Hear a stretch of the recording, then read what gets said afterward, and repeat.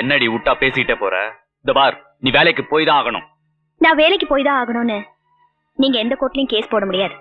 அதுக்கு என் அம்மா, அக்கா, அப்பா யாரும் சாட்சி சொல்ல முடியாது. என்னடி சொல்ற நீ?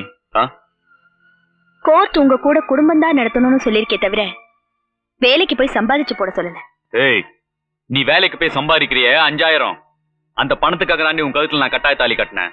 எல்லாரையும் மிரட்டி உன்னை என் பொண்டாட்டி ஆக்கினேன். Very good. உண்மையை ஓ வாயாலே ஒத்துக்கிட்டதுக்கு ரொம்ப தேங்க்ஸ்பா. ஜட்ஜுக்கு இப்போவாது உண்மை புரிஞ்சிருக்கும்னு நினைக்கிறேன். புரிஞ்சுக்கிட்டேன். சாரி சீதா, எல்லாருமே உனக்கு எதிராக சாட்சி சொன்னதுனால நான் தப்பான முடிவு எடுத்துட்டேன். இந்த மாதிரி ஐக்கு என்ன சும்மா விடக்கூடாது.